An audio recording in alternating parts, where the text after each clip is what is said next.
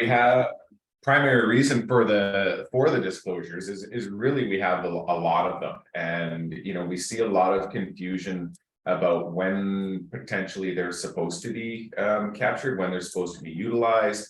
And I just wanted to go over really the foundation of it all, so that we're all aware of one, what your guys' requirements are as far as realtors, and what the expectation is of you from the regulator and the board, as well as your peers. And then in addition to what we're required to keep on record, and what we need from you guys as far as the office records go. Obviously the most common one is for sure and certain, it's your disclosure of representation. And for those of you that have been around a little bit longer than a few years, it's the replacement form of working with the realtor. Although I think, Tom, you might be the only one other than Ron that remembers the working with a realtor form. You've been around a little bit longer than some, I think. Me, no, 3 years. Oh, so 3 years. Okay, so you're in just after that. Okay. Yeah, no, I do remember the older form, but yeah, it's very similar. Yeah, it is, and the process and use and requirement of it has not changed as far as what the rules around it are. And it really is your commitment, and it defines and describes what your commitment is to an individual, be them a client, or be them a member of the public, or working with them in a non-agent client type relationship. That first and foremost under regulation is to be provided prior to providing any services. And you'll see when you submit documents into transaction desks such as a listing, I will typically apply comments, or comments will be applied asking you sort of a thoughtful question with respect to the dates that are on those forms. Your agency and the services that you're providing to an individual, they start prior to signing a listing contract. If you're discussing goals, and you're suggesting price, and you're reviewing market activity, and you're giving them guidance, your services are being provided prior to the actual signature on that. So it's important that you initiate and have that discussion right off the bat with every individual that you're working with. This signing and dating at the time of contract, it's an age-old practice. It's been happening obviously since they introduced the DORC form. It's been happening since prior to the DORC form was introduced, and you go back to the old forms. But in audit and in review and in argument, it's tough for you as a realtor to say that you haven't, it's tough to say that you haven't provided any services to an individual prior to entering into a contract, be it a listing contract or a contract to purchase and sale. 99.5 times, or 99.9% of the time, you're providing services to an individual before you're writing a contract to purchase and sale for them. You're gathering personal information. You're talking about what their wants and what their goals and what their needs are. You're talking about what their budget is. You're talking about what a contract looks like, and what that process is going to be before you put ink to paper. So I would really encourage some thought and some consideration as to sort of how you utilize that in your practice. We've talked about it a lot. We have technology available to us to make sure that we can get that information into the hands of the consumer. And ultimately, it really is about protecting you and what your interests are. Nobody, hopefully we will never have to, defend our position. But on occasion, we are called to task, and what we have on record is really what we're going to have, as a defense, or sort of ammunition to defend our position. And if our records say that, we weren't an agent prior to, them signing a contract, then we're kind of offside, and it's a really difficult position for us to dig ourselves out of. So really, we just need to make, we have to understand really truly what the impact of it is, and really stress and maximize using it at the right time. And I would suggest to you that if you incorporate this into your practice, you'll find generally the public who have perhaps already been dealing with realtors have probably never seen this form. So it really is an opportunity for you to, provide value up front, And it's an opportunity to, to elevate your position and provide, a better persona and a better perception of what your role is and the impact that you'll have on that particular client. Andy, you have a question?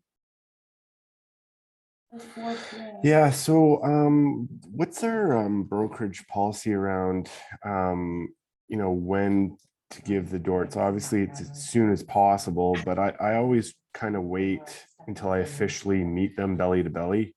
For me to actually like go through it with them. I find it just a lot easier to convey the intent of the form when I'm belly to belly with them, person to person, as opposed to just like being a voice on the other end of the line, or a guy on the other end of the keyboard, sending them some official document. It's just kind of sketchy. So I mean, is it okay with a brokerage that we wait until we're that first official introduction, that first meeting? So if you want a brokerage policy, the policy is to uphold your legal obligations.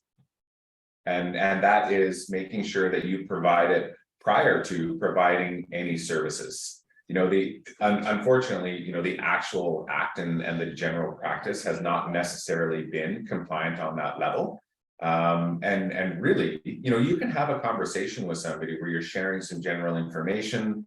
But when you get to that point where you're starting to talk about personal, you're sharing personal information, you're talking about specific goals and specific criteria, and you get to that point where you're providing guidance or advice. The minute that you're providing advice or guidance, whether you acknowledge it on paper or not, you will likely arguably be deemed to have implied agency with an individual. And that's where it's important, or that's that moment, if you haven't already, where you have to say, stop, we're having a pretty in-depth conversation here. We need to really talk about what our relationship is. And you need to understand that if I'm your agent, this is how that's going to go. But if I'm not your agent, there are certain things that you may or may not want to share with me. That help a little bit? Yeah, I just don't want to scare them off. No, you don't. But I mean, I've utilized it a lot in the past, and it's absolutely a little bit awing or dumbfounded on some respects as to people that have never seen it. Like I've had people call and they want to go look at a house, and I'll go show them the house and I'll have a copy of it. Or I'll have a quick conversation in the beginning, we'll utilize Really Trusted to give them the information. And it's amazing that people have never seen this form or have no recollection of seeing this form, even though they've been working with, a peer, or, an equal or a professional colleague at the same time. That opportunity right there, it really, highlights value that I'm bringing. It highlights my knowledge and my understanding of what the actual process is and how we're supposed to treat and manage our clients. Most don't. And, there's a real opportunity there for the professional to highlight, what the value of it is, because ultimately, the value of the services that you're providing is going to be what builds that relationship between you and the client. And if they can trust you because you're open, you're honest, you're upfront, you're going to have a much stronger relationship that hopefully will continue well beyond a singular transaction. Jeff? Yeah, I just want to back up with Darren saying, just being a newer agent and really going in there, and it's one of the things that can set you apart. And one of the biggest, I think, throughout, and I'll pass this along, Dallas, one of the best pieces of advice he gave me in this whole industry is don't make a bigger deal out of things than they are, because as soon as you make a big deal of it, it becomes a big deal. And that's across the board when it comes to, commissions, DORTs, FinTrack, all this stuff. You just walk right through it, and people really love the professionalism. Like Darren said, oh, I've never seen that before. No one's ever shown that before. It's like, well, these are the great things about this form, is the fact that I have confidentiality. It says, this is to show you and to remind you that, everything we talk about stays with me. It's like doctors, lawyers, counselors, not just at the end of our buying relationship or selling relationship, forever. So the more information I have about you, right, the better I can act on your behalf. So you don't have to be concerned about that. And I always point out that one in the fiduciary duty to represent them to the best of my knowledge. People love it. They just, yeah. You know, in the eyes of, you know, agency and the eyes of, you know, the regulator and even the member associations, you know, as much as our job is about sales and selling, you know, your role is to make sure that your clients make the best decision possible for them. You're responsible for the decisions they make. Andy? Yeah, just to, you know, play the devil's advocate, or, you know, let's put myself in a position of, you know, a potential client.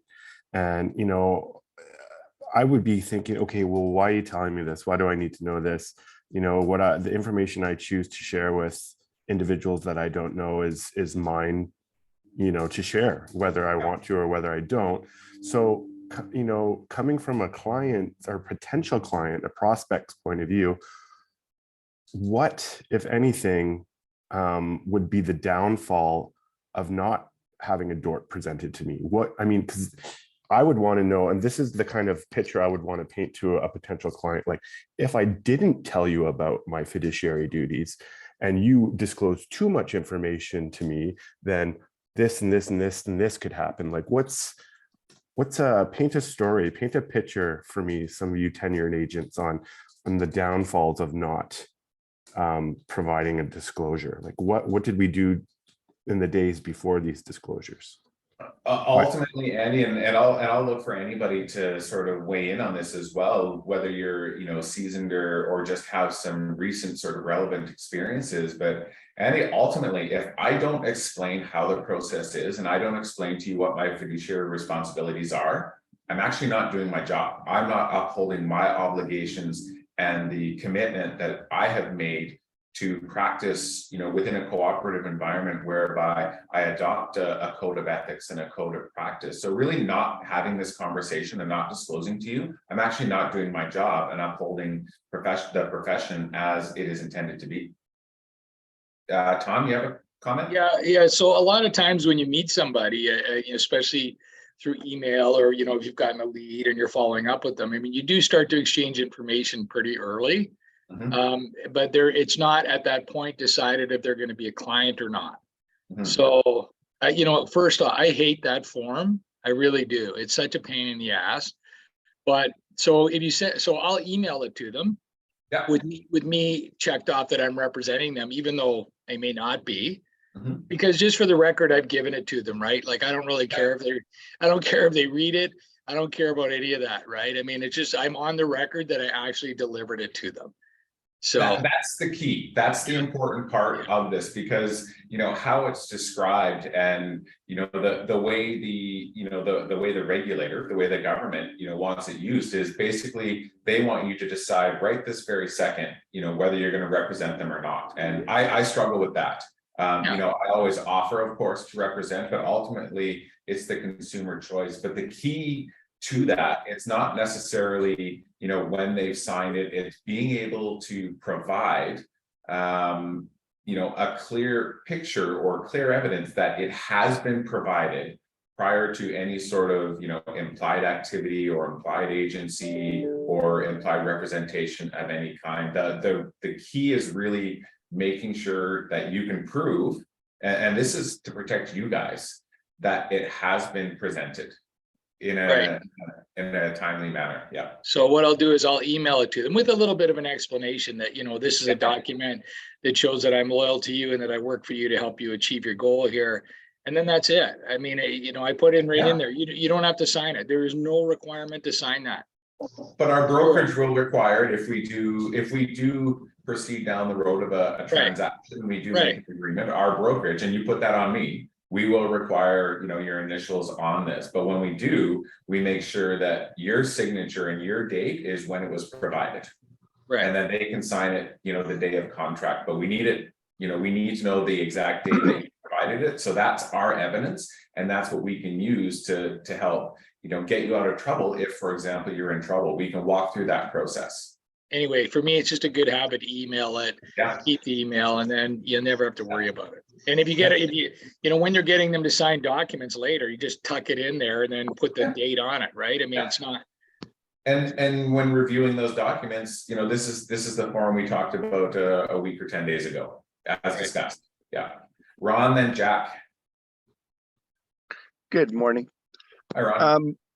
So there's lots of different ways people play this, but, and I understand, Andy, your apprehension about it, but really is a mindset that it'll be beneficial to you to shift where you're thinking right now and into a place of what's in it for them.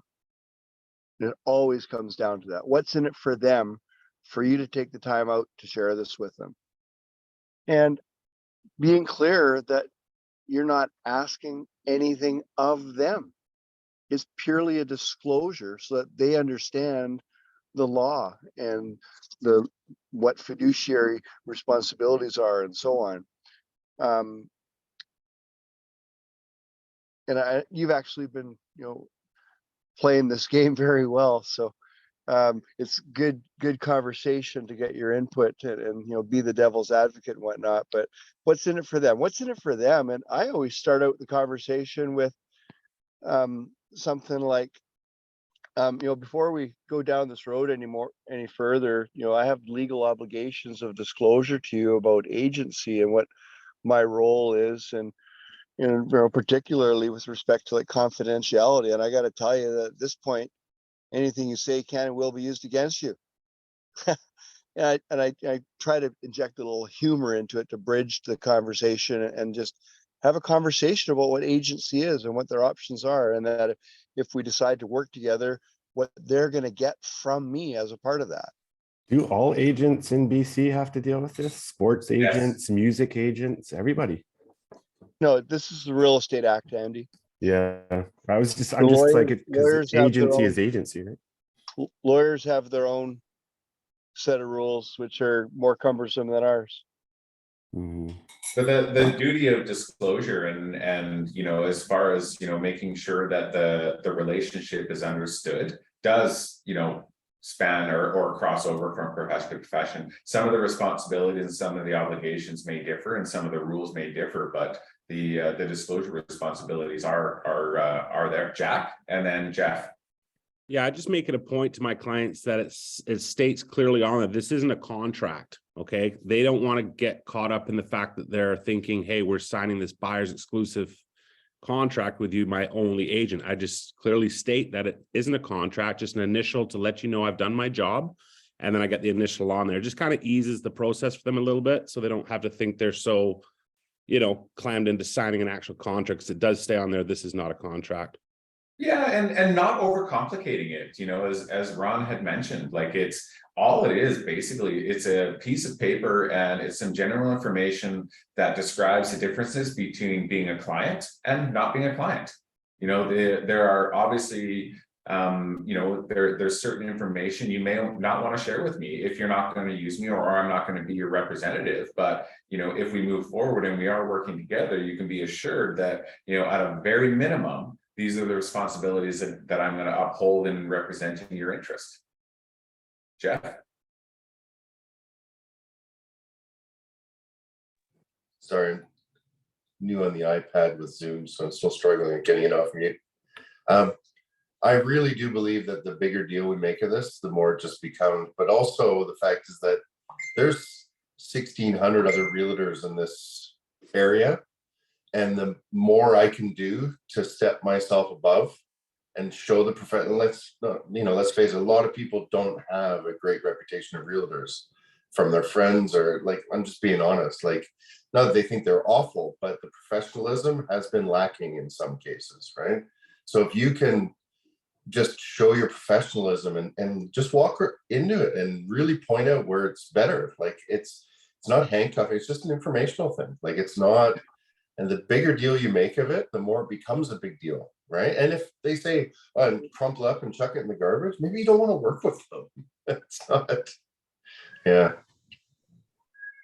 Yeah, exactly. And it really is, you know, a simple conversation. And as you know, as Jeff said, there's 1,600 realtors in the Victoria area, and I think there's, you know, another 1,500 or so in Vancouver Island. And I would argue that the majority of them, especially the ones that have been around longer than 3 years, you know, just, you know, they really just truly don't understand it. It's funny, you know, a lot of the angst over this form, when it came in, I think it was 2017 or 2018, I think was when it first came into play. And I was sitting as a member, I believe I was still on the association of the, that's Janelle Ron, as a member of the Kootenai Association.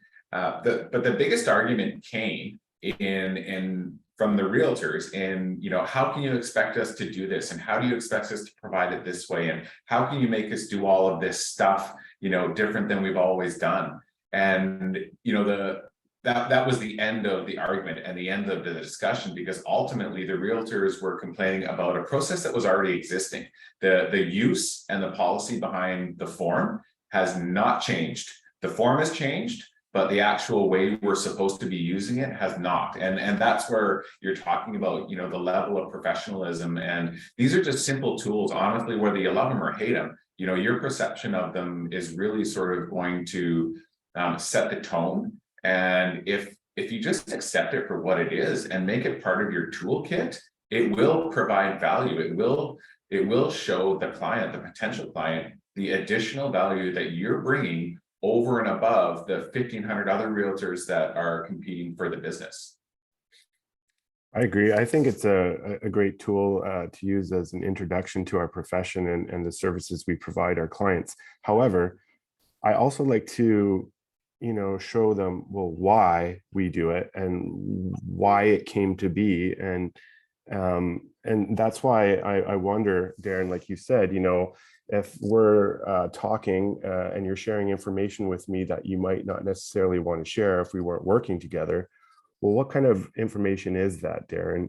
And why would they not want to share it? You know, what could happen if they shared it and we didn't end up in a agency relationship?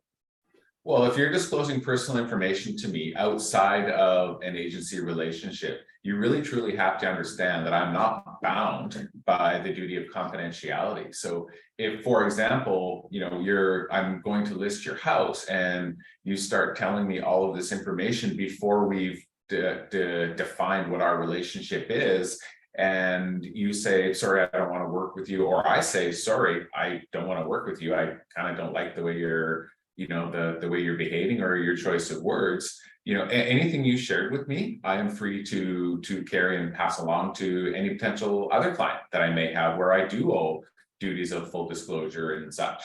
So, you know, before we get into the nitty-gritty of really you sharing with me your information and you understanding and accepting that you're sharing this stuff with me so that I can help you make the best and most fully informed decision that's right for you, we need to discuss what that looks like. Because my role ultimately is helping you and making sure you have the tools and the information to make the best decision possible for you. That's exactly what I was looking for. That's why then you could say, whoa, pump the brakes. You know, you're sharing too much information. And this is why, ... As your agent, I'm your representative, and I'm responsible essentially for the decisions you're going to make. I am accountable to you for your decisions. Yeah. So in the past, before there was these disclosures, chances are you could find out anything and everything about this individual.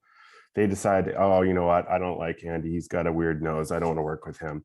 And then all of a sudden you bring in a bunch of buyers, you know, to check out this place. And you're like, oh yeah, this guy, you know, he just got divorced and he's in a bind and he wants to sell his place so he can, like, you know. So, I mean, it's those situations that can occur. And I think painting that picture to your prospective client would really help them understand it.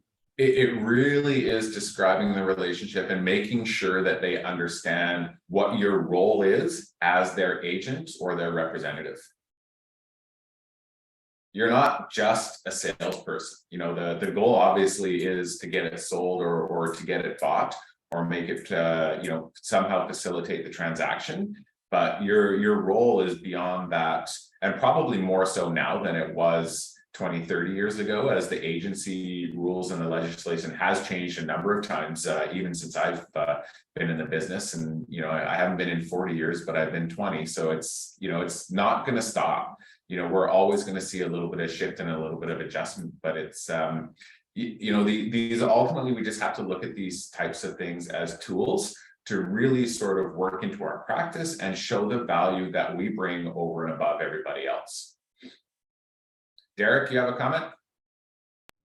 Yeah, I just had a question. So obviously when it comes to confidentiality, that's like for the rest of your life, all kind of stuff. But because we're in a team, how does that work? And we're all combined with The this. whole team is the agent. Okay, sounds good. Yeah. Yeah. So I'm allowed to freely talk about like, oh, this is stuff like that to my team, and that's it, right? Well, yeah. You have to be a little more careful not being licensed, though. You've got some limitations on you, Derek. Well, yeah, not like, yeah, not right now in a sense, but like when I'm, yeah. Okay, cool. Just wanted to confirm that. Did somebody have their hand up elsewhere? Did I see a comment?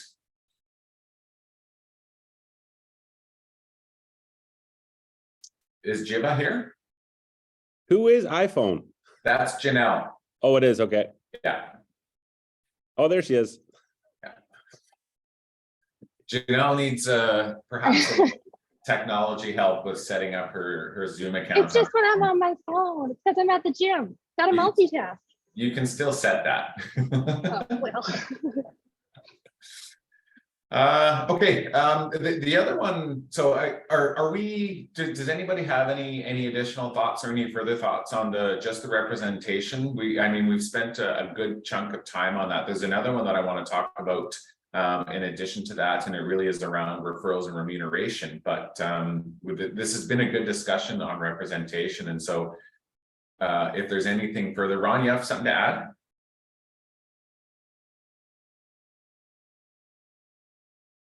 You're muted if you're talking. I wasn't unmuted, sorry. Yeah. I just want to expand on Derek's question and comments and the discussion about within a team, and you know, that, you know, everyone on the team is the agent for the client, and yes, you can share information between each other. Of course, that then restricts those members from a dual representation. You can't have two clients within the same team because they're both represented by the same team. With my group, that plays out differently. The members of my group are not members of a team. Technically, they're members of a brokerage, the group. And we cannot freely talk about the confidential matters of one client to another member of the group. But we can conversely represent, you know, two members of the group can each represent clients and put a deal together. The same as two members of a brokerage that aren't affiliated by a team can do 100%. Yeah. I just want to make sure there was no confusion within our group. I don't want to have them start talking to each other about their clients' personal matters and then try and put a deal together. Yeah, no, for sure. And I mean, when you're, you know, even just bringing up that dual agent situation, you know, the regulator, BCFSA, you know, has made it very clear that there are some very specific scenarios where we may be able to conduct a limited dual agent transaction. However, in practice, there is no such situation that anybody within our brokerage will meet the criteria of being able to conduct a limited dual agent transaction. So don't even go there. Andy? Just a scenario here, whether you're an independent agent in a group or just working under, you know, Remax Generation, what happens when you enter into a co-list situation? How does that affect the ability to share information between myself and the co-list agent? And what limitations does that put on them potentially bringing buyers of their own to their own listing? Would it be the same as, that would probably, in my eyes, be a dual It would, agencies, yeah. limited If- dual agency. Regardless of whether you're a co-list or a primary list agent, you know, with a multi-office type transaction, you know, if you're, it doesn't matter, you know, if you're agent for the seller, you're agent for the seller. And even if you're co-list and, you know, say you were part of a registered team, not necessarily the Neil Group, but say, for example, you were part of, you know, the Victoria Homes team, you know, whoever the primary listing office realtor is, you know, their agent for seller, your agent for seller, and then everybody on your team would also be agent for seller. So in that situation, you know, if it was, you know, a team scenario in Victoria Homes as an example, all of Victoria Homes team would be a co-list representative to that client. And so there would be no opportunity that I can see that would be reasonable to expect where Victoria Homes would be representing a buyer in that transaction. Anything Why are further? there so many teams and not more groups? Because a group makes way more sense to me. Well, it's regulation and it's really sort of how the structure has evolved as the licensing regime has changed over the years. There's been a lot of changes in the last few years, Janelle, really the last 3 or 4 that have impacted sort of what the structures are looking like today. And a lot of them are very specific, obviously, to British Columbia. If you move from province to province, you'll find a lot less regulation, and you'll find a lot more maneuverability as far as what's expected from you as a realtor. But it really is just an evolution of how things have progressed with the adjustments and modifications of legislation. So why is there not some sort of disclosure that an agent signs when they join a team as to how they're limited? It's actually the Real Estate Services Act. It's when you're licensed. So when you license and you're licensed as part of a team, you're actually acknowledging that you understand, you know, the obligations of being part of a team. Sure, but if there's this existence of groups, why are we not ever presented with this option? Well, the group is a brokerage.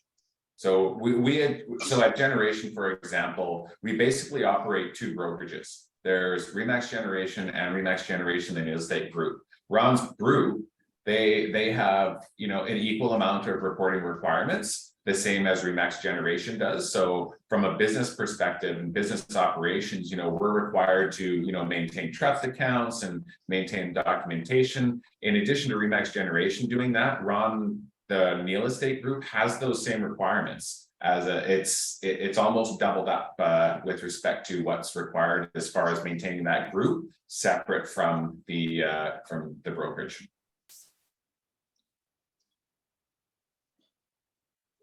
But it's not a team. It's another brokerage, not a team, basically. So in theory, I could make my own brokerage?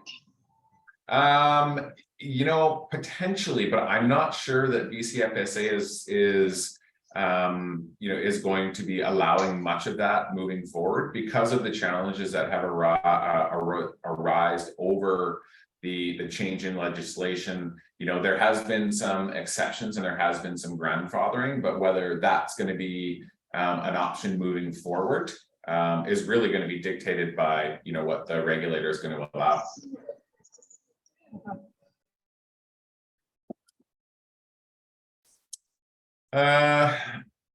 Anything more on that? Good discussion on agency and disclosure. Remuneration is another one, and you know, much like the disclosure of representation, it really is, you know, it's something that I think you know. And I'll say that a lot of younger realtors or a lot of less seasoned realtors sometimes struggle with this, and it comes down a lot to just your confidence and understanding the value that you're providing to these people. We have a disclosure remuneration, obviously, for all parties, and essentially in 3 scenarios. You know, we have a representation where we need to disclose to the buyer what the brokerage anticipates receiving on behalf of providing services to that buyer and where that remuneration is going to come from. So that's our form 519, I think it is, the disclosure remuneration. the one you typically fill out when you're representing a buyer. You just basically, you're serving them notice that you're getting paid from this, and you're getting paid for the services that you're providing them. That needs to be obviously done prior to engaging or entering into a contract, a purchase and sale, so that everybody is aware of what's happening with the funds. The remuneration disclosures for the buyers, sellers, whether it's a referral or a commission coming in, the bottom line is the goal is to make sure that the parties involved in the transaction know where all the money's going. There's no hidden money, there's no secret money, there's nothing. Like it's full disclosure, everything on the table. If you as a buyer agent are paying a referral for providing services, or like if a client has been referred to you, you need to make that disclosure in writing as well. And we need that in the office. So if you're paying another realtor 25% of what your expected commission is, that buyer client needs to sign a disclosure document, which is a disclosure referral payment. It's a standard form. And we need to make sure that that's in file. Well, we've had a little bit of trouble with that over the past few months, where disclosures have been missed, referral payments have been missed. You'll start seeing in the checklists that we're providing through the office that we are going to be looking for you to confirm in advance whether or not there is a referral to be paid out. As what's happening, unfortunately, is we're having to go back and redo trade records as we're closing deals and paying them out, because we have not been informed that there's a referral. A disclosure referral hasn't been submitted, so we have no record of it until the last minute. Unfortunately, it gets missed, and it provides a lot of work to recover or to fix on the back end. Janelle, do you have your hand up again, or is it still up?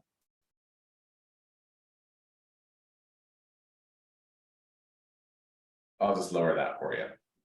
Janelle does not have her hand up. Sorry, I don't even know how I put my hand up. Okay. Andy? I did. Now that we're on this topic of referrals, I just actually got a trade record sheet about a week ago from a referral that I sent out to Edmonton, a friend of mine, and it worked out great. I'm just wondering now, how do I know when I'm going to get paid? The trade record sheet was sent to me from Edmonton, and I got it in my email. Is that also sent to the brokerage too? And if so, is it Remax Generation and Remax Generation, the Nail Estate Group? Yours would go directly to the Nail Estate Group. Okay, and then I'm given something to sign before I get paid. Like, how does this work? And it's my first time, so just a bit of insight would be great. So the Nail Estate Group should create a transaction, like a record. Basically, it's just a record of the referral coming in. And you should get a TRS, a trade record from the Nail Estate Group to sign to confirm what is being paid your way. Okay, and would that have to go through Sarah or Anne as well, or what's the deal? We'll get Ron to chime in on there. Hi there. So for you or for anybody in the main brokerage or in our group brokerage, when you're the beneficiary of an incoming referral, you're getting paid. There's a number of things. Personally, yes, the office and will create a trade record sheet that you will review and approve. If you're a member of a team or a member of our group, you'd be reviewing, whether there's splits and how they apply. But you have to identify to the office, to the brokerage, whether you have an agency relationship. Is that person your customer or your client? And if they're your client, has it been disclosed to them in writing that you're receiving the referral payment? Sometimes that will have been addressed by the agent who did the transaction, and you should get verification of them from them of that. The office has to have on record either this, in writing disclosure that the client's acknowledging, or information from you that they're not your client, that they're just a customer. You just gave them a name. And typically that's covered by the disclosure. If you've referred a buyer to, say, somebody in Edmonton, for example, they're obviously going to have an agency relationship with respect to that transaction with whoever the realtor is. That realtor is going to disclose to that individual that you're receiving a referral. And that's why you're on the trade record and they're on their end, essentially. They may have some different disclosure requirements in Alberta and whatnot. But ultimately, you'll be the beneficiary of a referral paid out by the realtor representing the client. So I did receive a trade record sheet from the brokerage in Edmonton. So correct me if I'm wrong, but I should also be requesting from them some sort of proof that of the agency relationship between them and the person that I referred. No. They are represented by the realtor who you referred them to. Agency in British Columbia, and I think it's pretty consistent across the board, but I'm not sure. Your agency in British Columbia is transactional, and your agency technically ends when the transaction ends, and or except, of course, for the duty of confidentiality. So if they've entered into an agreement or a contract to purchase a property in Edmonton with a realtor from Edmonton, they are being represented by the realtor from Edmonton, unless somehow you are named in that contract or you identified as their agent with respect to that transaction. Ron? Yeah, just want to add, it's not about their agency relationship with the person they did the transaction with in Edmonton or Toronto or New York City or whatever. Was it disclosed to them in writing that they're sending part of their commission to you? And if you're in an agency relationship with that person, that is a requirement that at some point it is disclosed to them in writing that you're receiving that payment. Would they? And That so, obligation Andy, is on the realtor. Yep. Andy, also, when you receive the transaction sheet from that brokerage, hand it directly into either our admin or to Anne, because they may not have sent it to us. Oh, okay. Yeah, I'll email it over to both of you guys. Okay, that's good. Thanks for answering that. It's been really confusing. It's a lot of like digging to figure this stuff out. So I appreciate it. Receiving a referral is one thing. When you're paying out a referral, that is really the trigger point when it comes to the additional disclosures. If you're paying out a referral to somebody for conducting business on behalf of your client, like a listing, for example, if you're listing your house with me and, we've established this relationship because Tom has said, hey, you should list your house with Darren, I need to make sure in writing that you acknowledge that I'm paying Tom 25% of whatever I make for the services being provided. And that is 100% requirement for sure. I think it's much, it's a lot more simple and it's a lot clearer as far as the requirement goes when you're acting on behalf of a client. But when you're sitting sort of on the sideline and somebody else is representing them with a transaction, then there's a little bit more confusion. But if you're the one paying the referral, you have to make sure that you disclose that referral is being paid. Yeah, like just by me, like saying to my friend who lives in Edmonton, hey, I know that you're looking to buy a place, I have a great RE/MAX agent there that I could refer you to. Does that constitute me entering an agency relationship with my friend? No. Okay, thanks. Okay. Time is it here? We talked a little. The buyer obviously for our remuneration form, very simple. There is an element of that form that provides for referral disclosure as well. Aside from that, the new form, relatively new form not for you guys, it's the standard form, but the seller disclosure remuneration, much like the DORT, and not necessarily like the disclosure remuneration to a buyer, you do have a requirement to complete the disclosure seller remuneration. the legal requirement and the statutory requirement for the use of this form is to ensure that you have it completed in full prior to presenting an offer. Basically what happens is if you receive an offer, before you send that offer to your client, to the seller, you need to make sure that you complete this form and you send it along in advance of or on top. I have always sent at the same time. Usually if I have a bundle, I'll make sure that that form is the top. So if they open up a single PDF file, that's the first form they see, and so on and so forth. But the requirement is that it be complete. And you need to note the date of the contract. You need to note what the total commission is. You need to note what you're retaining from the commissions or receiving from the commissions, as well as what you're sharing with an outside brokerage or cooperating brokerage, whichever brokerage that may be. The buyer client has to be named on the disclosure form, and the buyer's brokerage has to be named on the disclosure form. You also have to indicate whether or not you're receiving any remuneration outside of this agreement on the final line there. And the requirement for the seller is to initial and acknowledge what the costs are with respect to the MLS contract that they're going to be paying when we look at the offer next. Ron? I just want to say, if you're not using Really Trusted, start using Really Trusted. It will fill out these forms. Really Trusted is a great app.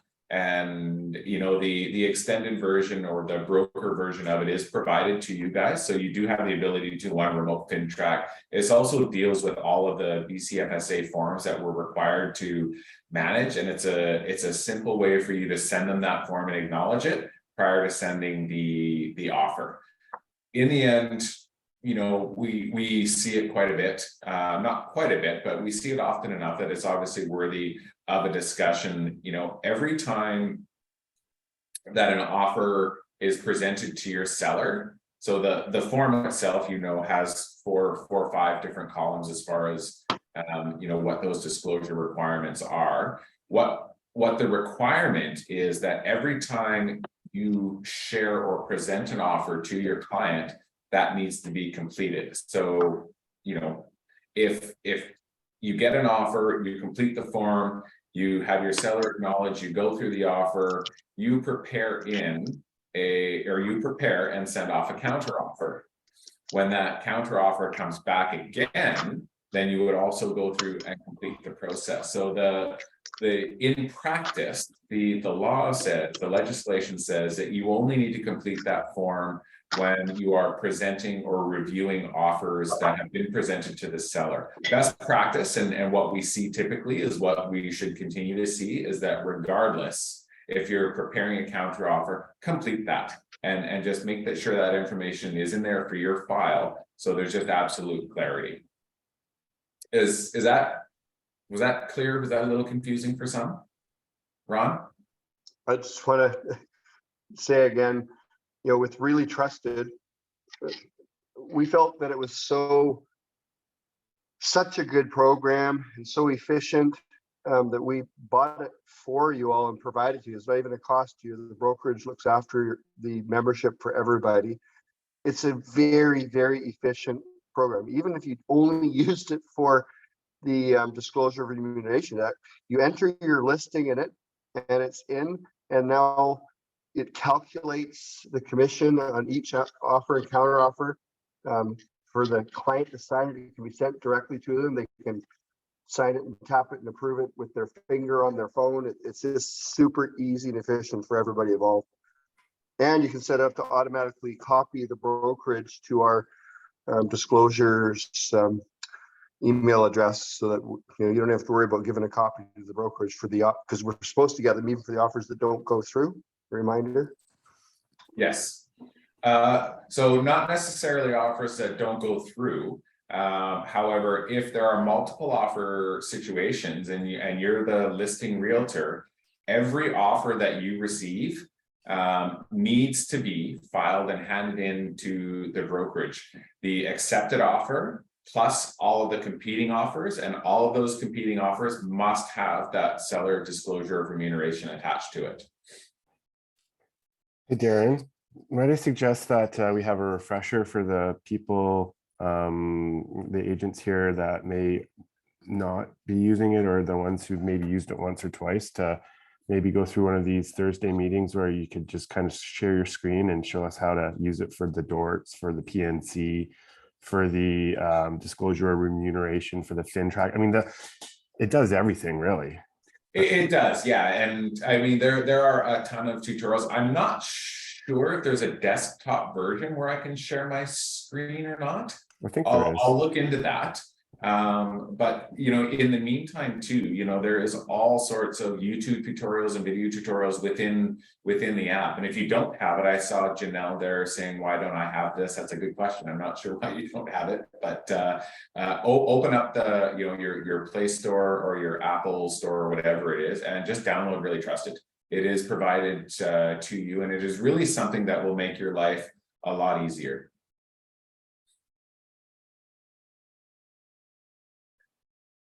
Okay, we're about 5:02. You know, I'd like to open it up just to sort of get some feedback, some thoughts on what we're talking about. Has, you know, any confusion been created? To have any, you know, just some feedback from all of you. Whereabouts are we sitting? I'm confused why I don't have the Really Trusted app, and why nobody ever told me that it did everything. Well, so Janelle, had you, you know, attended all the regular Wednesday meetings and stuff like that, you would be aware that it's been made available to you for quite some time. So I'm just going to throw that out there. I do attend them. Are you kidding? Well, you missed a few of them. There's actually quite a few emails that I've sent out also regarding the availability of Really Trusted. So anyway. Okay, yeah, I'm not good at emails. I'll admit that. But I do sit through these calls, and I make sure I'm busy with my body so that I can be attentive. 100% appreciate that. And I will say that, you know, I do hope, you know, we go through a lot of this stuff on a regular basis, and I try to sort of highlight and remind people in the emails that I send out. And I would really hope that, you know, when they do come out, I know sometimes they can be a little bit wordy and a little bit lengthy, but you know, I encourage you to take a few minutes to sort of read through it and absorb some of the information that's provided, because ultimately, you know, the tools that we have and the resources that we have, they're really designed to just sort of help us create, you know, systems and activities that will be beneficial, and we want you to be able to, you know, be comfortable, understand what your value is, and understand your role. Don't discount your services. Don't underestimate the value that you bring or you provide to your clients. You really do help them, you know, make probably one of the most important decisions in their entire lifetime. You know, financially, arguably one of the biggest. So, you know, don't devalue or discredit yourselves for your role, and don't ever, obviously, you know, hesitate to reach out to somebody who has a little bit more knowledge or a little bit more experience if you find yourself in a situation where you don't know the answer to. There is never anything wrong with saying, you know, I'm not sure, I'll find out, let me get back to you. Like, utilize all the resources, you know, that are available. And I know, you know, Ron's got quite a number of years experience behind him. I've got a few behind me as well. Don't ever think that, you know, you have to figure this out alone, and your clients will understand if you don't know the answer, and your clients should know that, because I've told, yeah, I mean, I've, you know, made it clear in my presentations in the past, you know, I don't always have the answer, but if I don't, I'll make sure that I get it for you, because that's your role, to make sure that they have the information. So. Hey, Darren, do you have a summary of all the changes coming down the pipeline for 2023? Because it just seems like there's a lot of them, like the anti-flipping tax, the foreign buyers ban, the cooling off period. Like, I feel like maybe I'm missing something. Just there's so many. Is there some summary somewhere that we could kind of, because some of them are federal, some of them are provincial, right? Yeah. Oh, and you know what? I'll do a little bit of digging, and I've got an email that I'm going to prepare hopefully this afternoon or tomorrow that's going to come out with, and I'll just note what those are and provide some links and information as to where to find a little bit more of that detail. Once the detail is available, and like with respect to the foreign buyer ban, I mean, there's not much detail other than, you know, you can't buy property in Canada unless you're a permanent resident or Canadian citizen for 2 years. There are loopholes, right? There's a few exceptions. Yeah, I don't know if they're loopholes. There'll be exceptions. Right, bad wording. Jenny? Andy, what I've been doing, I just created like a folder on my email, and because we get a lot of emails from like BC RIA and stuff like that. So I've just, or if I read an article, so I basically have been saving like new legislation, new laws to a little email folder. And that seems to be helping me because I agree. I feel like there's a lot coming at us. So I just created this other little folder, and anything from the media, like anything that's really easy to explain to people, I just save it in there. So. That's good. You know, good way to be organized for sure. BCRA has a resource page and a calendar page of all of that stuff that's upcoming, you know, from an advocacy level and a provincial regulation level too. There is a course actually which will be available tomorrow on the strata amendments. Again, I've mentioned that, but hopefully we'll go from there. But yeah, there is some opportunity to simplify and point you in the right direction. So I'll work on that as well. But first and foremost, I'm getting you guys the KV Core invitations. So Hey, just a quick question for KV or whatever. Whatever happened to Booge? That was supposed to be like some godsend, which I don't use, by the way, but I have my own CRM. But yeah, Booge is being replaced by KV Core. oh, okay. Yeah. So once you get your invitation, you'll log in. They will prompt you to go through a checklist of little sort of how-tos and workshops. There is a strong urge to maybe kind of want to jump ahead and start, you know, doing other little things. I would strongly encourage you to just go through the basic steps of the checklist before you start, you know, swirling off into other directions. And I just say that from some personal experience over the last couple of days. So Jenny, is your hand still up? And then Ron?